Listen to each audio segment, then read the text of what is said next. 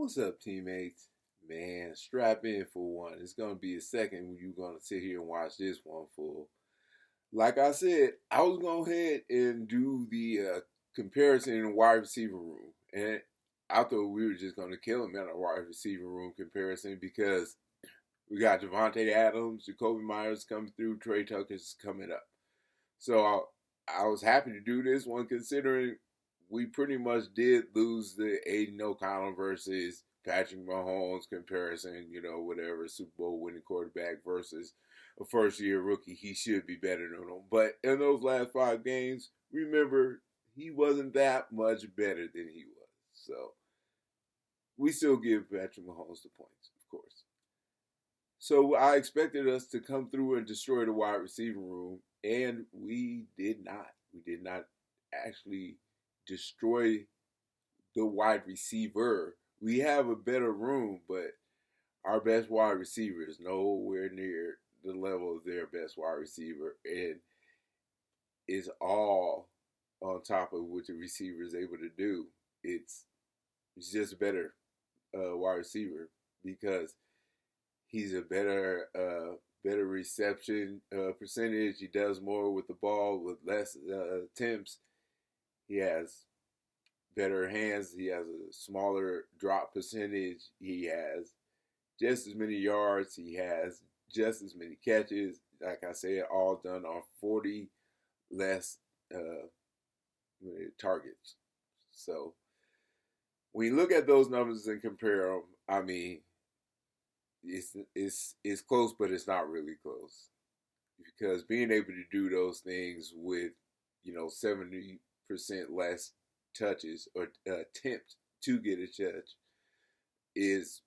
makes one a better performer by the percentages. He's just a better wide receiver just looking at the paper like I do by the numbers.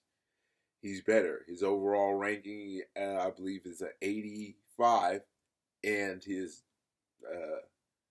Dante's overall ranking was a 75. So we don't have that room. I mean, that one-to-one comparison lockdown. But what we do have is the room lockdown because we have a great combination of a 1 and 2 receiver. But if you look at the numbers again, what we really have is 2 number 1 receivers and just one who doesn't get as many targets as the other one. If we go to look at Jacoby Myers' number and compare them to Devontae Adams' number, they're not that different if you factor in the fact that Jacoby Myers didn't get as many targets. So I did the math on and factored in what Jacoby would have had if he had the same amount of targets. And I'll read them what he would have had right next to what Devontae had with the amount of targets that he had. So the receptions would have ended up Adams with 103, Jacoby's with 91. Adams would have ended up with 144 yards. Jacoby would have ended up with 1,044. I'm sorry. Adams ended up with 1,144. Jacoby Myers would have ended up with 1,044. Jacoby, at this rate, actually would have ended up with 11 touchdowns as opposed to 8. And he would have also had the 1 throwing touchdown and we'll just say the 1 rushing touchdown that he had. So he would contributed 2 more touchdowns on top of that 11 that he would have scored based on if he had the same amount of targets as Devontae Adams. So if Devontae Adams is good, almost great, then Jacoby Myers has got to be in the same category right there next to him. Not too far below him. Below him, yes, but not too far. Is that a great thing for us, though? Hell yeah. We got 2 receivers that are probably up in at least the top 25 receivers in the league. So we are cooking in the wide receiver room. We got it going on. And the thing about our wide receiver room is when you compare our wide receiver room to what or what Rasheed Rice was able to do over there in the at the Saints at the Chiefs. Anyway, he was able to pull off numbers, like I said, comparable to Davante Adams, where he had 105 receptions. Davante had to 103. Rice had 1,200 yards. Davante Adams had 1,144 yards. They each had 8 touchdowns. Now, when we come to the end, is how much does a quarterback rely on his wide receiver, and how much does a wide receiver rely on his quarterback? What do I mean by that? I mean, the quarterback can just get the ball to receiver, which is, and yet the receiver get yards after catch. It's more simple to get the receiver the ball early than let the receiver cook afterwards. It's far more difficult for a wide receiver to allow his quarterback to cook for him.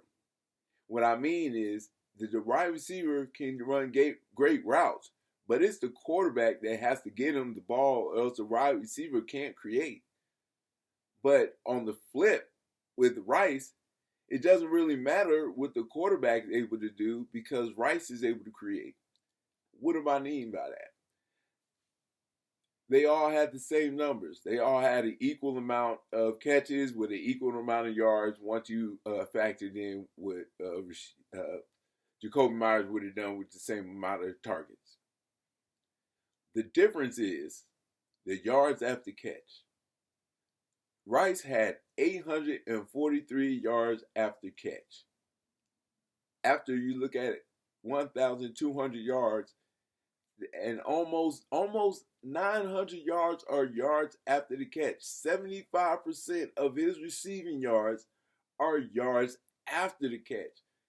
So he's not relying on Patrick Mahomes to get him the ball. Patrick Mahomes is relying on him to take the ball and do something with it. That's what the quarterback does in that offense. That offense is designed to make it easy on the quarterback and let the receiver do his thing. Now, our offense is designed around the quarterback having the hard job and the receiver being able to catch the good balls. How's that working? How does that work anyway? The yards after catch for Davante Adams and Jacoby Myers are only 25% of their total yards, which means they rely on Aiden for 70% of the total, so 75% of the total yards that they gain. So Patrick Mahomes, let's get the names boy wrong, is getting that much praise for a receiver that is doing that much work. And Aiden is taking that much heat from receivers who are doing the same work, but they're relying on Aiden to make them great receivers. And if you look at them relying on Aiden getting them the ball, as opposed to Patrick Mahomes relying on Rasheed Rice to make something happen with the ball, you got to think about the wide receiver has got to take the chances he gets. He's got to catch those balls because it's his job to catch those balls. If the quarterback gets it to you, if the quarterback gets it to your hands, you need to catch those balls because you're relying on the quarterback to make you a receiver, a great receiver, because all he has to do is get it towards you, near you, and you're supposed to catch those balls because you're supposed to be a great wide receiver. So what you can't do is drop balls when you get those opportunities. And if you have a quarterback that's getting you the ball because his job is to get you the ball, and that's it, you don't really supposed to cook too much afterwards. Davante Adams doesn't cook too much afterwards. He's supposed to catch balls with incredible catches because he got great eyes, and he does that. But this year, it wasn't as such. If we look at the uh, drop rate, Rasheed Rice is dropping 2.8% of his balls. Devontae Adams is dropping 8% of his balls. Jacoby Meyer is dropping 5.3% of his balls. And Trey Tucker is dropping 5% of his balls. So our wide receivers are dropping twice as many or 3 times as many balls. And these are wide receivers that don't need yards after catch to succeed. They need to have their hands on the ball and create their receptions. And if they're dropping that many balls, how much of that can you blame on the quarterback? So a wide receiver and the quarterback work together on this, but if you really understand how the numbers work out, sometimes a wide receiver is doing the work for the quarterback, and sometimes the quarterback is doing the work for the wide receiver. So if your job is to catch the ball and the quarterback is getting you the ball, then you can't drop balls. If your job is to catch the ball and get downfield, you probably will drop less balls because you don't have to worry about tough throws further down the field. And you'll still get those same amount of total yardage at the end when it comes down to reception yards. So when you look at it again, there's more reason to give Aiden more credit. There's more silver lining to look at. We're talking about 2 wide receivers that had comparable years to the other team's best wide receiver because they were getting fed more than they were actually cooking. At the end, it comes back to more positive perspective on Aiden O'Connell. And this is not me making up more looks, not me looking for the research to prove my point.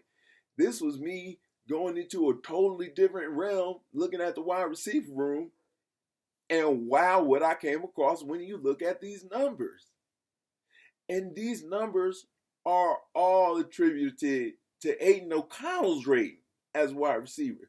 So yes, it's his ratings that's falling, but these drops are not his fault. And 8% drop rate when you are getting 1/3 of the team's total attempts, you got to take some of that credit, some of that fault. You got to put a little fault on Devontae Adams for not quite doing what he could or should be doing, being who he is as Devontae Adams. Not dogging Devontae, I'm just saying you can't blame Aiden for everything, especially when everyone around him is also not quite pulling their weight. I hope you stayed to watch this whole thing because I didn't think it was come out this way, and I wasn't trying to go there. And lo and behold, look at the information I found and the information I was passed on to you. And hopefully you guys can use this as some ammunition against the Aidenators. All right. I know this went a little long, but I hope you enjoyed it. Remember, can't win them all. The clouds get dark. When you're looking for the bright, come to the silver lining. Guru out.